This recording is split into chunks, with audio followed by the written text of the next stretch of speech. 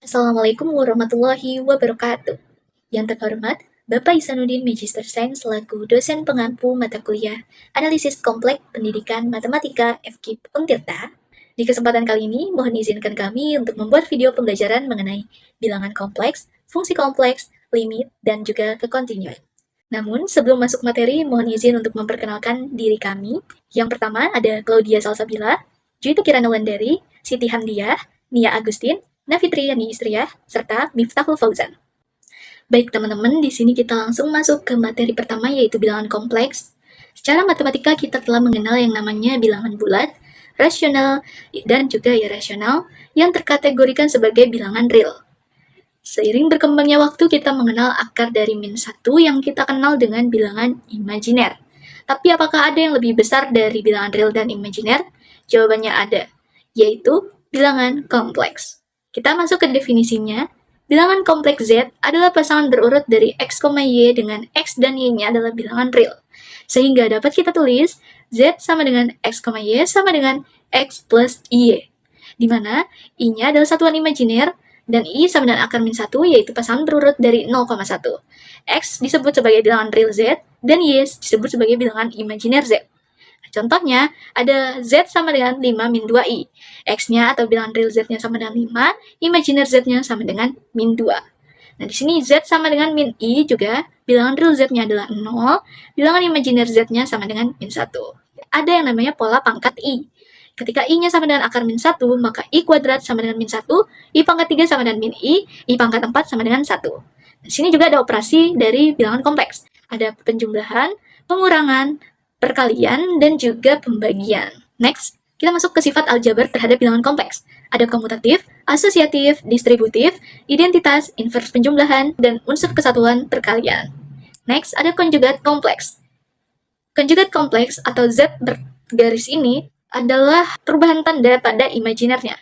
Jadi jika ada Z sama dengan X plus IY, maka konjugat Z ini X min IY. Di sini juga ada sifat dari konjugat, yaitu Z ditambah konjugatnya sama dengan 2X, Z dikurang konjugatnya sama dengan 2IY, Z dikali konjugatnya sama dengan X kuadrat plus Y kuadrat. Dan di sini bilangan real Z atau X sama dengan setengah Z ditambah konjugatnya, dan bilangan imajiner Z sama dengan Y dapat didefinisikan sebagai setengah I kali Z dikurang konjugatnya. Next, modulus bilangan kompleks atau nilai mutlak Z sama dengan akar dari X kuadrat ditambah Y kuadrat. Contohnya di sini ada bilangan kompleks Z sama dengan 3 min 4I. Maka konjugatnya sama dengan 3 ditambah 4I. Hanya perubahan tanda pada imajinernya. Kemudian contoh yang kedua, bilangan kompleks Z sama dengan 1 min I.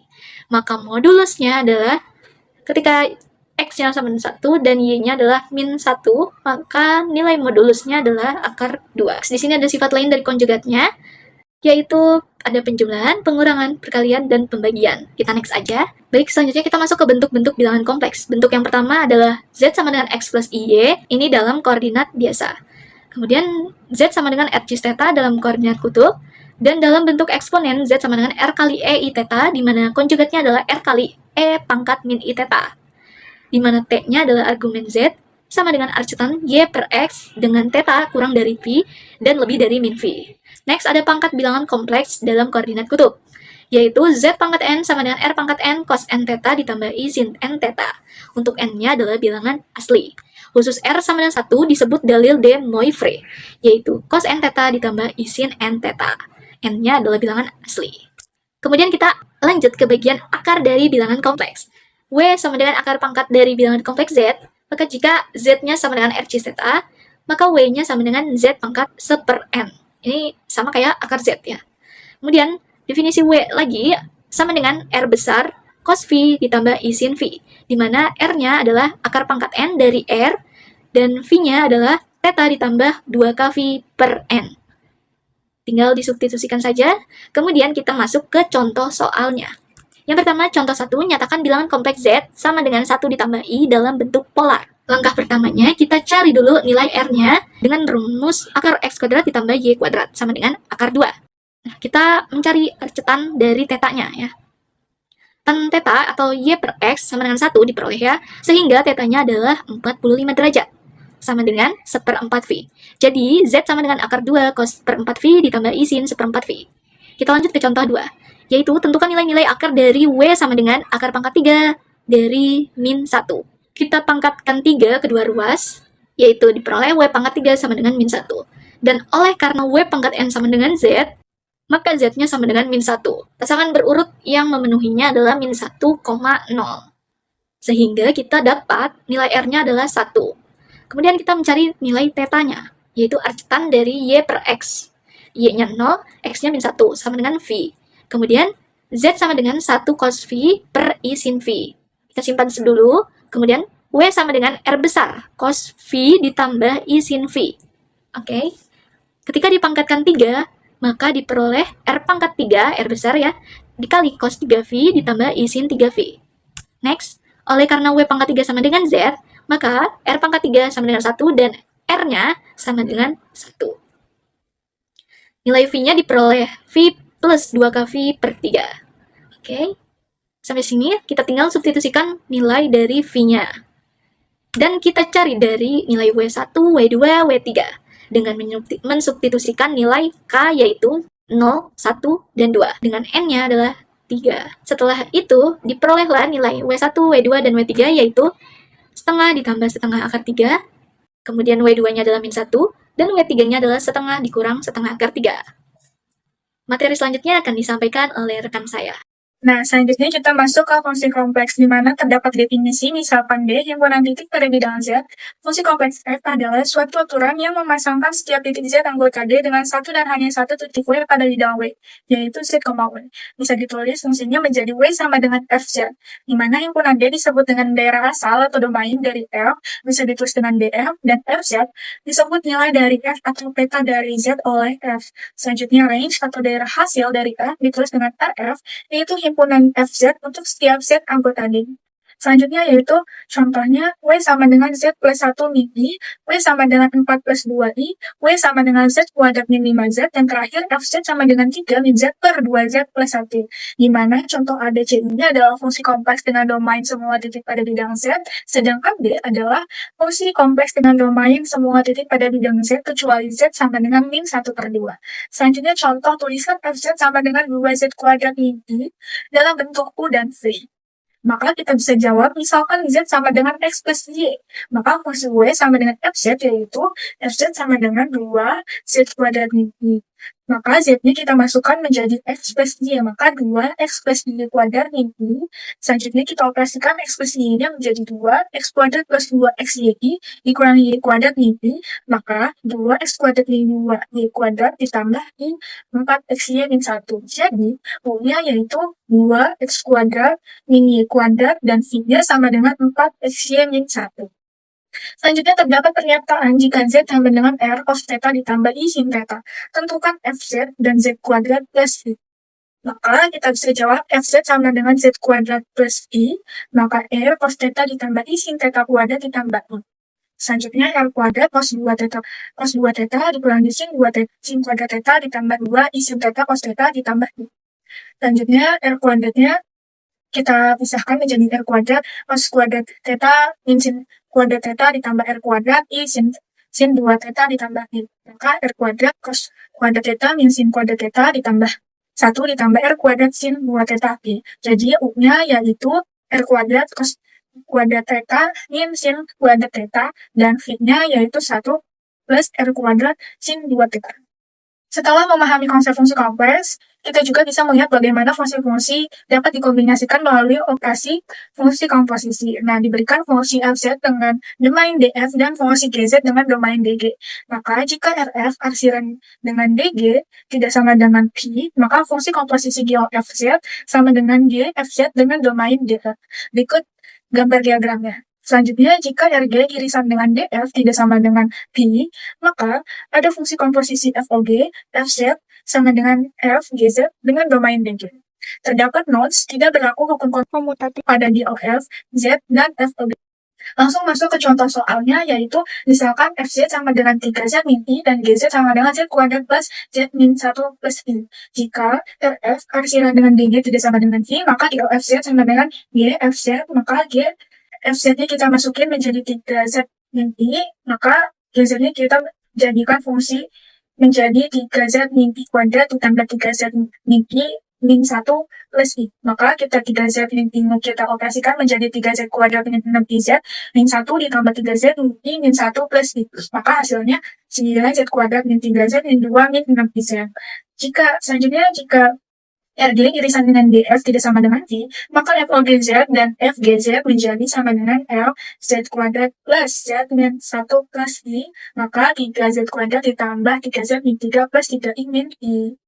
Karena 9Z kuadrat min 3Z min 2 min 6Z tidak sama dengan 3Z kuadrat plus 3Z min 3 plus 3I min I, maka GOS Z tidak sama dengan FOGZ. Atau kita bisa sebut yaitu tidak komutatif. Nah, selanjutnya itu materi limit. Nah, di sini definisi limit itu misalkan fungsi kompleks f terdefinisi pada persekitaran terhapus Z0 dan misalkan L adalah bilangan kompleks. Nah, di sini limit dari f ketika Z menuju Z0 ada dan sama dengan L. Nah, bisa ditulis limit fz, Z menuju Z0 itu sama dengan L. Jika untuk setiap epsilon positif terdapat delta positif juga. Sedemikian sehingga modulus fz min L kurang dari epsilon ketika Z min Z0 ini di antara 0 dan delta. Nah, sini ada ilustrasinya. Nah, ini ilustrasi dari 0, Z min Z0 di antara 0 dan deltanya. Nah, di sini ada ilustrasinya yang lingkaran biru ini. Nah, di sini ada modulus FZ min L lebih kecil dari epsilon. Nah, ini ilustrasinya seperti ini. Nah, ilustrasinya ini yang di dalam nih, yang lingkaran yang kecil ini. Nah, selanjutnya di sini ada contoh soalnya. Di sini ditunjukkan bahwa limit Z per Z bar itu Z menuju 0 itu tidak ada. Yang pertama-tama itu, mari kita buktikan dulu. Nah, misalkan Z menuju 0 sepanjang sumbu realnya.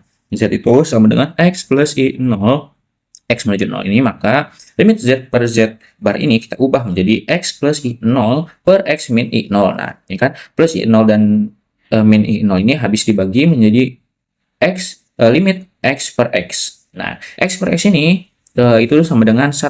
Jadi limit 1 X menuju 0 sama dengan 1. Nah, selanjutnya itu kita akan Z menuju 0 sepanjang sumbu imajinernya. Nah, sama seperti tadi, Z per Z barnya ini kita ubah menjadi 0 plus IY, 0 min IY. Nah, ini kan seperti ini, 0 dan 0 ini habis, maka misalkan limit min IY per IY. Nah, IY per IY ini kan sama dengan 1, maka limit min 1 sama dengan 1. Nah, dikarenakan Z menuju 0 sepanjang sumbu real ini adalah 1 hasilnya, sementara Z 0 sepanjang sumbu imajiner ini hasilnya min 1, nah, maka ini tuh tidak sama. Jadi, limit Z per Z bar ini hasilnya tidak sama atau tidak ada. Selanjutnya, teorema limit fungsi kompleks. Teorema yang pertama, jika fungsi f mempunyai limit untuk Z menuju Z0, maka nilai limitnya tunggal. Nah, berarti tidak ada nilai limit selain dari limit Z menuju Z0. Teorema yang kedua, jika fz sama dengan ux, y ditambah i Vx, y dan Zx ditambah yi dengan domain D titik Z0, X0, Y0 sama dengan X0 ditambah Y0 di dalam D atau berada di batas D. Maka, limit Z mendekati Z0 dari Fx sama dengan U0 ditambah IV0 jika dan hanya jika limit X, Y mendekati X0, Y0 dari Ux, Y sama dengan U0 dan limit X, Y mendekati X0, Y0 dari Vx, Y sama dengan V0. Selanjutnya, teorema yang ketiga. Misalkan fungsi f dan g memiliki limit. Limit fz sama dengan a dan limit gz sama dengan b. Maka, yang pertama, limit fz ditambah gz sama dengan a ditambah b untuk z mendekati z0. Yang kedua, limit fz dikali gz sama dengan a dikali b untuk z mendekati z0. Yang ketiga, limit fz dibagi gz sama dengan a dibagi b untuk z mendekati z0. Selanjutnya, contoh soal. Bila ada, tentukan limit Z mendekati 3I dari Z kuadrat ditambah 9 per Z min 3I. Penyelesaiannya, limit Z mendekati 3I, Z kuadrat ditambah 9 per Z min 3I. Kita pecahkan Z kuadrat ditambah 9 menjadi Z ditambah 3I dikali Z min 3I. Tulis ulang per Z min 3I. Setelah itu, karena Z min 3I di atas dan di bawah sama, kita bisa coret. Tersisa limit Z mendekati 3I, Z ditambah 3I. Selanjutnya kita ganti Z di sini menjadi 3I. 3I ditambah 3I sama dengan 6I. Nah, selanjutnya kita ke materi kekontinuan, di mana di sini definisinya misalkan fungsi Z terdefinisi di D pada bidang Z dan di titik Z0 terletak pada interior D, maka fungsi fz dikatakan kontinu di Z0 jika untuk Z menuju Z0 maka limit fz sama dengan fz0. Nah, teman-teman, di sini ada 3 syarat fungsi fz itu bisa dikatakan kontinu di Z0 apabila yang pertama fz0 itu ada, lalu yang kedua limit z mendekati Z0 fz itu ada, lalu yang ketiga limit z mendekati Z0 fz sama dengan fz0. Di mana di sini terdapat catatan fungsi fz dikatakan kontinu pada suatu daerah R jika fz kontinu pada setiap daerah R tersebut. Atau bisa kita nyatakan jika salah satu dari ketiga syarat ini tidak terpenuhi, maka fungsi z itu tidak kontinu di Z0 atau discontinue. Nah, kita lanjut ke contoh soal. Di sini ada fz sama dengan z kuadrat min 4 per z min 2, di mana z tidak sama dengan 2, lalu ada 4 di mana z sama dengan 2. Untuk pertanyaannya, apakah f kontinu di z sama dengan 2? Nah, di sini untuk penyelesaiannya, yang pertama kita cek z sama dengan 2 terlebih dahulu, karena di sini z sama dengan 2, yang ini, berarti kita gunakan persamaan yang ini, yang 4. Kita masukkan f2 sama dengan 4, maka itu ada. Kita lanjut yang kedua, limit z mendekati 2 fz, karena di sini z mendekati 2, itu artinya z tidak sama dengan 2. Karena di sini z mendekati 2, maka kita gunakan persamaan yang pertama, yang ini. Didapatkan sama dengan limit z mendekati 2, z kuadrat min 4 per z min 2. Lalu setelah itu kita faktorkan yang ini, kita faktorkan z kuadrat min 4. Maka limit z mendekati 2, z min 2 dikali z plus 2 min z min 2. Nah, karena di sini z min 2 bisa kita coret, maka tersisa limit z mendekati 2, z plus 2 sama dengan 4. Dan itu ada. Next, di sini ada limit z mendekati 2 fz sama dengan f2, karena di sini sama-sama 4 ya, teman-teman. Nah, sini sama-sama 4, sama-sama ada, itu artinya kontinu. Nah, dari pernyataan A, B, dan C, maka dapat disimpulkan bahwa f itu kontinu di z sama dengan 2. Sifat-sifat fungsi kontinu. Yang pertama, fungsi konstan kontinu pada bidang kompleks. Lalu yang kedua, jika f dan g kontinu pada daerah D, maka A.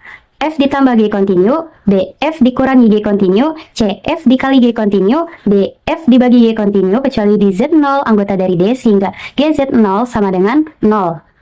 Selanjutnya ada contoh soal untuk pertambahan dan pengurangan, misalkan fungsi kompleks fz dan gz diberikan sebagai fz sama dengan z pangkat 2 ditambah 1, gz sama dengan 3z dikurangi 2, lalu apakah fungsi hz sama dengan fz ditambah gz dan kz sama dengan fz dikurangi gz kontinu di z sama dengan 1?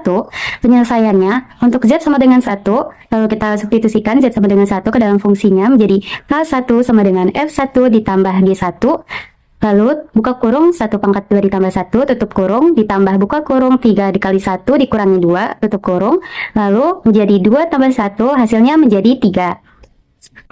Selanjutnya kita cek limitnya. Limit z mendekati 1 hz sama dengan limit z mendekati 1 buka kurung fz ditambah gz tutup kurung sama dengan limit z mendekati 1 fz ditambah limit z mendekati 1 gz sama dengan buka kurung 1 ditambah 1 tutup kurung ditambah buka kurung 3 dikali 1 dikurangi 2 tutup kurung sama dengan 2 ditambah 1 sama dengan hasilnya menjadi 3. Karena limit z mendekati 1 hz sama dengan h1, maka hz kontinu di z sama dengan 1. Kesimpulannya, dengan kita menggunakan cara yang sama, kz sama dengan fz dikurangi gz, itu juga akan kontinu di z sama dengan 1. Oke, selanjutnya di sini ada contoh soal yang berbeda untuk fungsi dengan definisi berbeda. Misalkan, fungsi fz didefinisikan sebagai berikut. Fz sama dengan z pangkat 2 jika z rasional.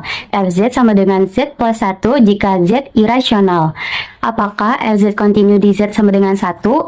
Penyelesaiannya, untuk z sama dengan 1, f1 sama dengan 1 pangkat 2 sama dengan 1, lalu cek limitnya. Jika z mendekati 1 melalui bilangan rasional, maka fz sama dengan z pangkat 2, sehingga limit z mendekati 1, fz sama dengan limit z mendekati 1, z pangkat 2 sama dengan 1. Jika z mendekati 1 melalui bilangan irasional, maka fz sama dengan z plus 1, sehingga limit z mendekati 1 fz sama dengan limit z mendekati 1 buka kurung z ditambah 1, tutup kurung sama dengan hasilnya 2. Nah, tadi kita sudah membahas banyak banget materi, yaitu tentang non-kompleks, fungsi kompleks, dan limit, dan juga kekontinuan. Semoga dengan pembahasan yang tadi kami bahas, semuanya bisa dimengerti dan bisa bermanfaat bagi teman-teman semua. Mungkin itu aja dari kami, kurang lebihnya mohon maaf. Wassalamualaikum warahmatullahi wabarakatuh.